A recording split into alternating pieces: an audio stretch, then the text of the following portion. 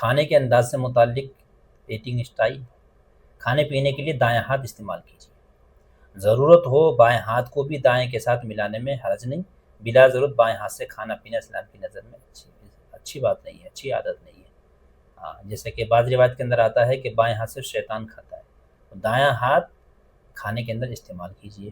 مزید یہ کہ ہمارے جو چھوٹے چھوٹے بچے ہیں، 3 سال کے، 4 سال کے، 2 4 5 سال کے، دیکھتے ہیں جسے بائیں ہاتھ سے کھا رہے تو ان کو ترغیب دیں، ان کو سکھائیں کہ دائیں ہاتھ سے کھانا چاہیے، ان کو بتائیں۔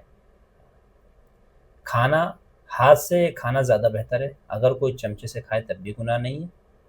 ہاتھ سے کھائیں گے تو اس میں یہ ہے کہ کھانے کا پتہ رہتا ہے ٹھنڈا ہے یا گرم ہے۔ منہ میں جانے سے پہلے اب چمچ سے لیا ہے، چمچ سے لے کر کے منہ کے اندر رکھا ہے، وہ جو گرم، اب جو پتہ لگے گا منہ کے اندر جا کر کے پتہ لگے گا، اگر گرم ہوگا تو منہ جلے گا، جیبھ جلے گی، تو بہتر ہے ہاتھ سے کھائیں۔ تو پہلے ہی جب ہاتھ میں آئے گا تو وہ گرم رہے گا تو پتہ لگے گا، اس کو ٹھنڈا کر کے کھایا جائے گا۔ تو کوشش کرنی چاہیے ہاتھ سے کھائے، لیکن اگر کوئی عذر، کوئی پریشانی ہے تو کوئی حرج کی بات نہیں، چمچ سے بھی کھایا جا سکتا ہے۔ ہاں، چمچے سے کھانے کو گناہ یا لعن طعن کا باعث سمجھنا یہ غلط بات ہے۔ بہتر ہے کہ روٹی وغیرہ ہاتھ سے لقمہ بنا کر منہ میں لے جائے، لیکن اگر کسی ضرورت کی وجہ سے کھانے کی کسی چیز کو دانتوں سے کاٹ کاٹ کر کھائے تو بھی حرج نہیں ہے۔ مثلا گوشت کی بوٹی دانتوں سے توڑ کر کھائے، یہ روٹی پر شہد، بالائی یا کوئی ایسی چیز لگی ہوئی ہے جس کو ہاتھ سے توڑنے سے اس چیز کے باہر نکل کر ضائع ہونے کا ڈر ہے، مثلا ڈبل روٹی، برگر، رس وغیرہ، ایسے ہی رول وغیرہ چلتے ہیں، پنیر رول، ایگ رول، یہ اس طریقے کے جو ہوتے ہیں، تو ان کو دانت سے کاٹ کے کھانے میں بھی کوئی حرج نہیں ہے، کیونکہ ان چیزوں کو ہاتھ سے توڑنے کی صورت میں ضائع ہونے یا ہاتھ یا کپڑے وغیرہ خراب ہو جانے یا ذائقہ ختم ہو جانے کا ڈر ہوتا ہے، تو اس لیے دانتوں سے کاٹ کر کھانے میں بھی کوئی حرج نہیں ہے۔ مزید یہ کہ کھانا خوب چبا کر کھائیے تاکہ ہضم ہونے میں آسانی ہو۔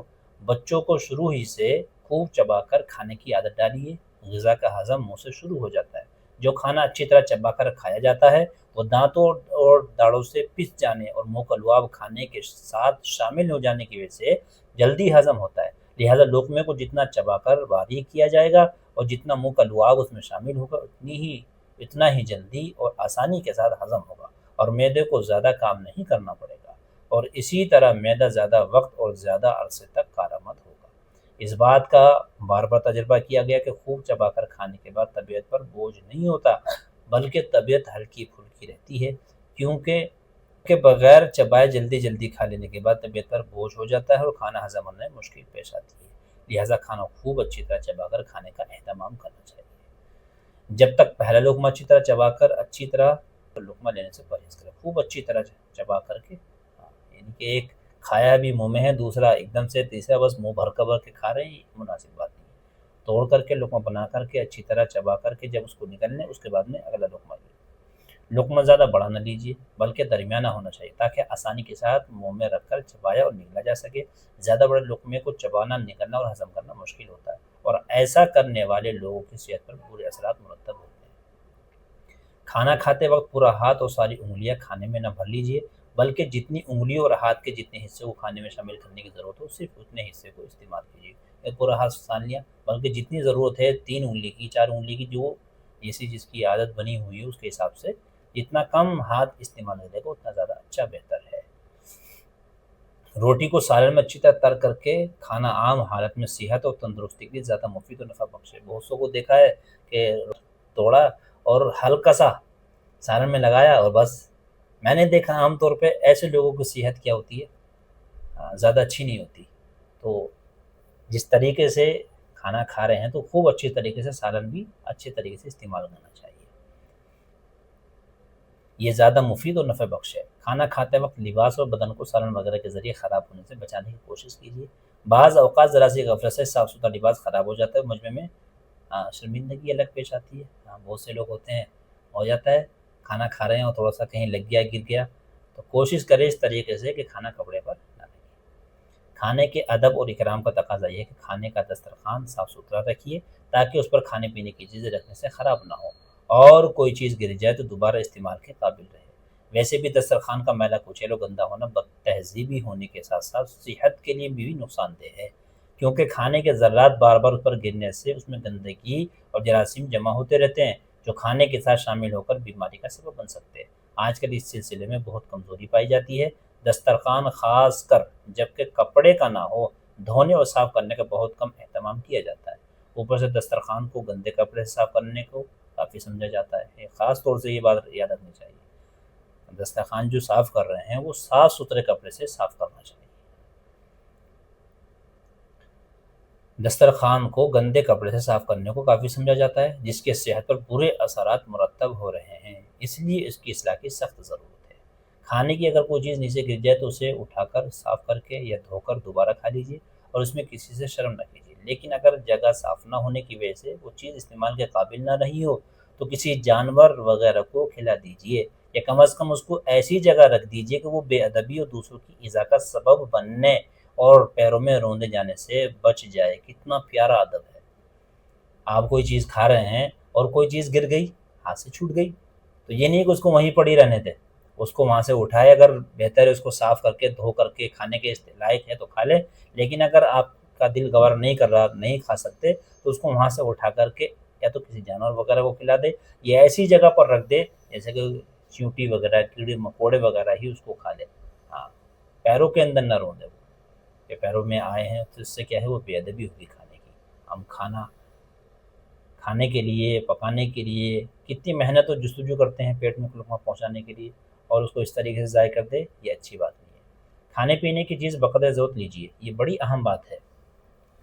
عام طور پہ ہم دیکھتے ہیں اگر کہیں شادی بیاہوں کے اندر گئے ہیں، اور جو بات ابھی سامنے آئی تھی، جو ماڈرن کھانے کا اسٹائل چل رہا ہے، جو طریقہ ہے کھانے کا ماڈرن ہمارے اس دور کے اندر، جو شادی بیاہوں کے اندر عام ہوتا جا رہا ہے، کھڑے کھڑے جو لوگ کھانا کھا رہے ہیں۔ اب ظاہر سی بات ہے، کافی سارے آئٹمس ہیں، طرح طرح کے کھانے ہیں۔ اب آئے ہیں، جیسے ہی کھانا کھلتا ہے، کھانے کی شروعات ہوتی ہے، پلیٹ اٹھائی، یہ بھی بھر، یہ بھی بھر، یہ بھی بھر، یعنی کہ پوری پلیٹ اچھے طریقے سے بھر لی، یعنی اتنی کھانے کی اس کی گنجائش نہیں ہے۔ اب ایک دو لقمہ اس کا کھائے، ایک دو لقمہ کھایا، پیٹ بھر گیا۔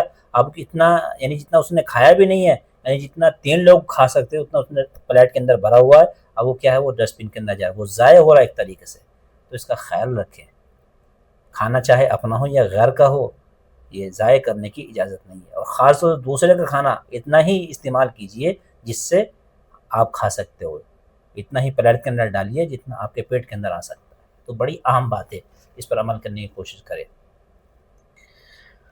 کھانے اور رزق کو کسی بھی طرح سے ضائع ہونے سے بچانا ضروری ہے، خواہ کھانا اپنی ملکیت ہو یا دوسرے کی، بلکہ دوسرے کی ملکیت والی چیز کو بے جا ضائع کرنا دوہرا جرم ہے، دوہرا گناہ ہے۔ خواہ مالک ضائع کرنے سے منع نہ کرے، آپ کے مالک وہیں کھڑا ہے، آپ نے لیا اور اتنا ڈالا کہ آپ کھا نہیں سکتے تھے۔ اب ظاہر سی بات ہے، اب مالک کے سامنے اگر ڈالیں گے، کھانا ضائع کریں گے، تو وہ رشتہ داری ہے، تعلق ہے، وہ نہیں چاہے گا کہ کھانے کی وجہ سے تعلقات خراب کیے جائے، منع نہیں کرے گا، لیکن خود کو شرم کرنی چاہیے، خود کو سوچنا چاہیے کہ یہ کھانا جو ضائع ہو رہا ہے کس طریقے سے اکٹھا کیا گیا ہے، کس طریقے سے انتظام کر کے یہ یہاں ہمارے کھانے کا بندوبست کیا گیا ہے۔ کھانے کا کوئی بھی حصہ زمین پر نہ گرنے دیا جائے، دسترخوان سے قابل استعمال رزق اٹھا کر استعمال کر لیا جائے۔ اب ظاہر سی بات ہے، جب کھڑے ہو کر کے کھا رہے ہیں تو دسترخوان کا معاملہ ہی نہیں رہا۔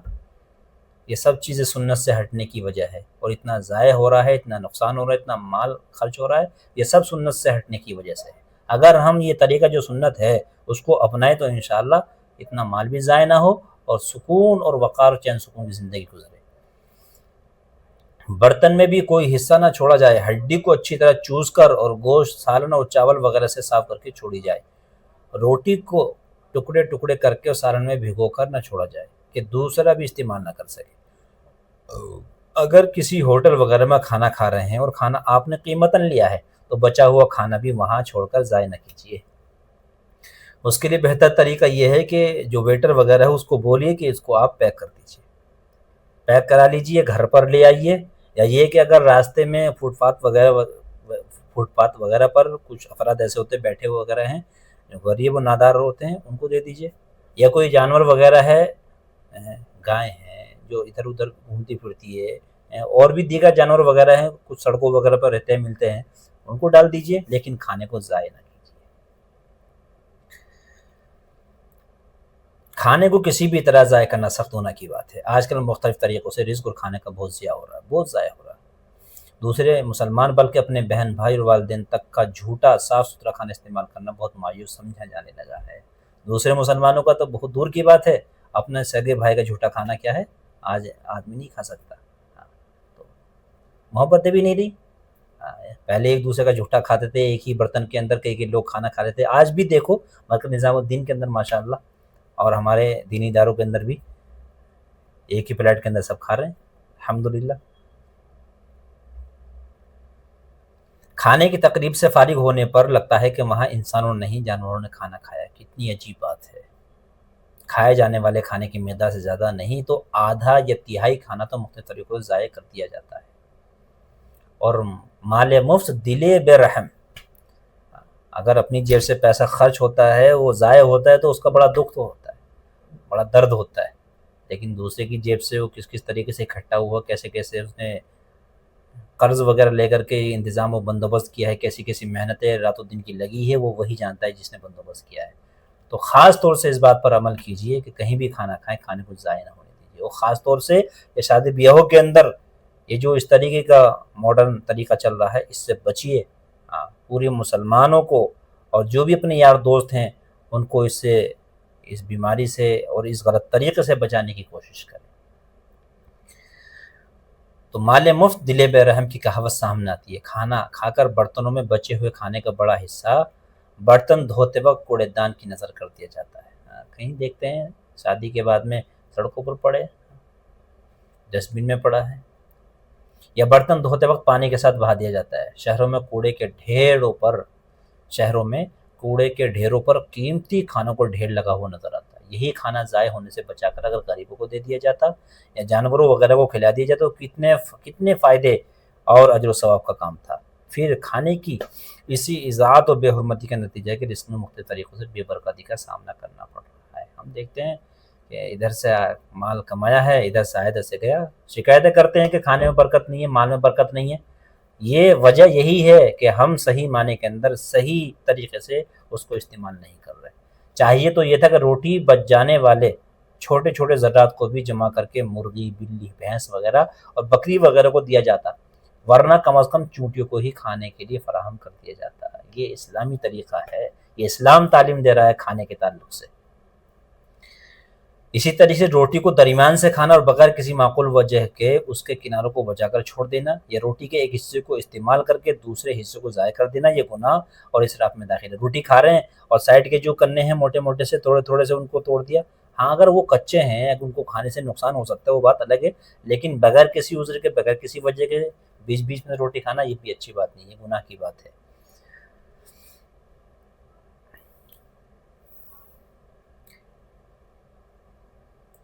البتہ اگر بچا ہوا حصہ کوئی دوسرا انسان استعمال کر لے یا کسی جانور کو کھلا دیا جائے اور ضائع ہونے سے بچ جائے تو حرج نہیں۔ اسی طرح اگر روٹی کا کوئی حصہ کچا یا جلا ہوا ہو جس کو استعمال کرنا طبیعت پر ناگوار یا مضر محسوس ہو تو بھی اس کو چھوڑ دینا گناہ نہیں ہے، جو بھی بتایا، لیکن اس سے بے ادبی بے حرمتی سے بچانے کی کوشش کریں، یعنی کہ پھینک دے، ٹیبل پہ کھانا کھا رہے ہیں اور نیچے ہی پھینک دے، یہ مناسب نہیں ہے۔ اسی طریقے سے کھانے کے دوران ہڈیاں، چھلکے، دوسرے جو فضلات ہیں ایک طرف جمع کر کے رکھیے، ادھر ادھر نہ ڈالیے اور پھیلائیے، کیونکہ یہ طریقہ بد تہذیبی میں داخل اور دوسروں کی ایذا اور تکلیف کا سبب بنتا ہے۔ کھانے کے دوران ایسی بات یا کوئی ایسی حرکت نہ کیجیے جس سے دوسروں کو کراہیت آئے۔ اس طریقے سے بھر بھر کے کھا پورا ہاتھ کھانے میں ڈال دیا، پورا ہاتھ بھر کے اس طریقے سے، یعنی ایسی حیت اور ایسی کیفیت بنانا کہ جس سے اگر دیکھ لے سامنے والا تو اس کو عجیب فیل ہو یا اس کو برا محسوس ہو، یہ مناسب نہیں ہے۔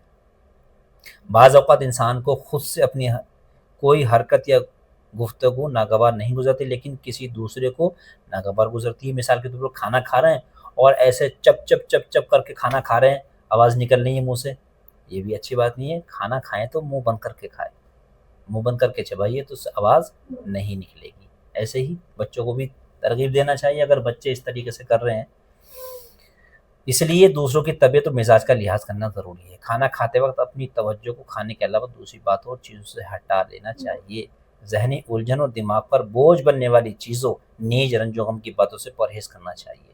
اب مثال کے طور پہ آپ پورے دن کام کر کے گھر پر گئے ہیں، اب کھانا لگا ہے، دسترخوان لگا ہے، کھانا کھا رہے ہیں اور مستورات اس طریقے کی باتیں کرنے لگے، یہ ہو گیا وہ ہو گیا، یہ اس طریقے کی باتیں کرنا یہ مناسب نہیں۔ کھانا کھانے تو چین سکون کے ساتھ میں، پورے دن کا تھکا مارا کہاں کہاں پھر کے بھٹک کے آیا ہے، کھانا تو چین سکون کے ساتھ میں کھانے دو۔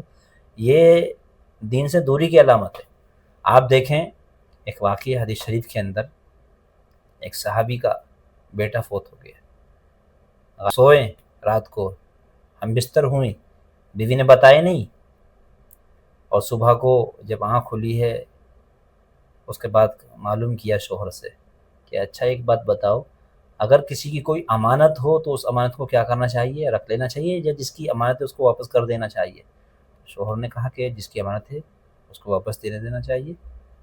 یا یہ معلوم کیا اگر کسی نے کوئی کسی کو امانت دی ہو، اگر وہ واپس لے لے تو اس میں کوئی گناہ کی بات ہے؟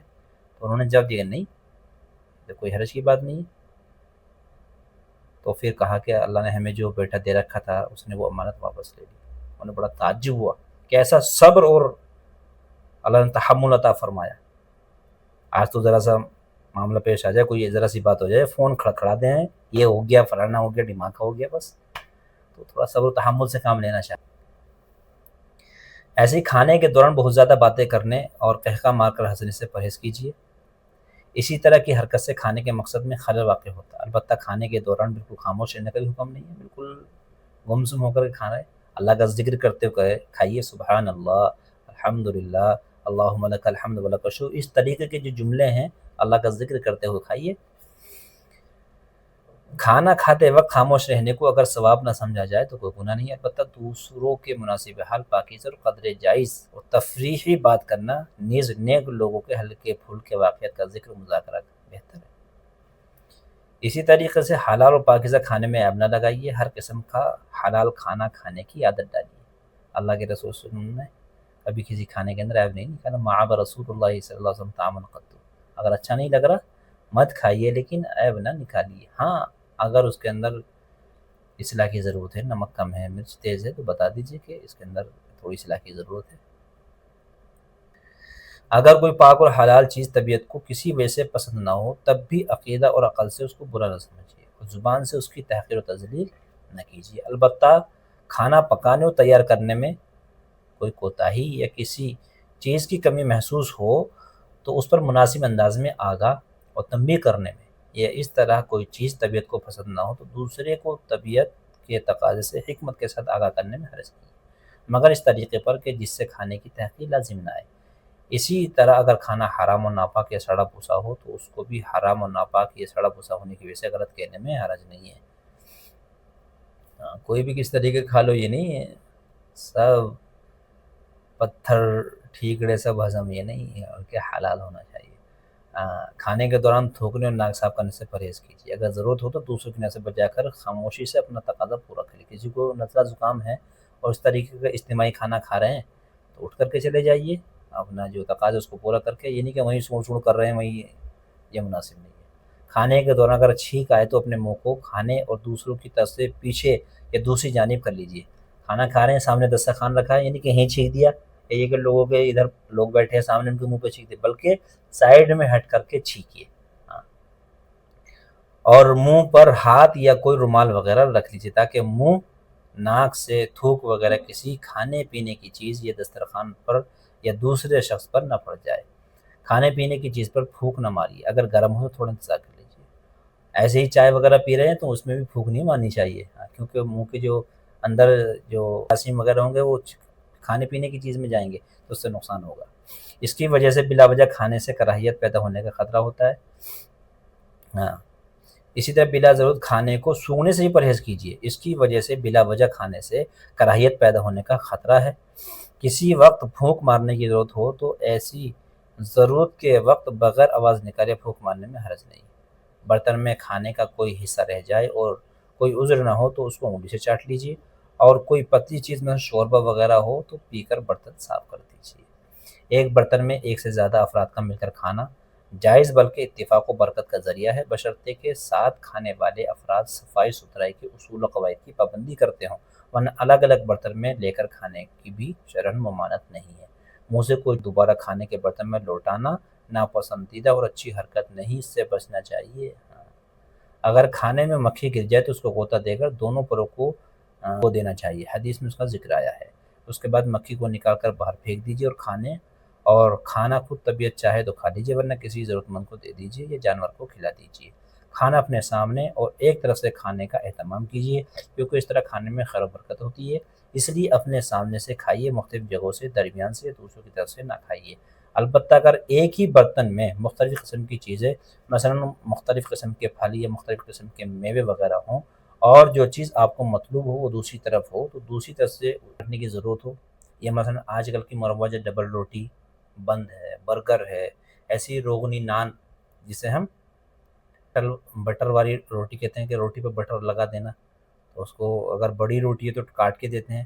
رس اور کیک وغیرہ جیسی چیزوں کو چھری سے کاٹنے میں کوئی حرج نہیں ہے، مگر چھری وغیرہ سے جو بھی چیز کاٹی ہو اس میں یہ خیال رکھے کہ چھری زنگ آلود کسی اور طرح سے گندی نہ ہو بلکہ صاف ستھری ہو۔ روٹی کو پھینکنے اور پٹکنے سے پرہیز کیجیے۔ عام طور پہ ہم دیکھتے ہیں جو زیادہ روٹی بناتے ہیں تندور وغیرہ پہ، اس طریقے سے پھینک دیے، ایسے پٹک دی، تو اس کا خیال رکھیے، یہ رزق ہے، کھانا ہے، اس کا ادب کیجیے۔ روٹی کو پھینکنے پٹکنے سے پرہیز کیجیے، کیونکہ روٹی کے ادب و احترام کے خلاف ہے، اور اسلام میں رزق کے ادب کا بڑا سخت حکم ہے۔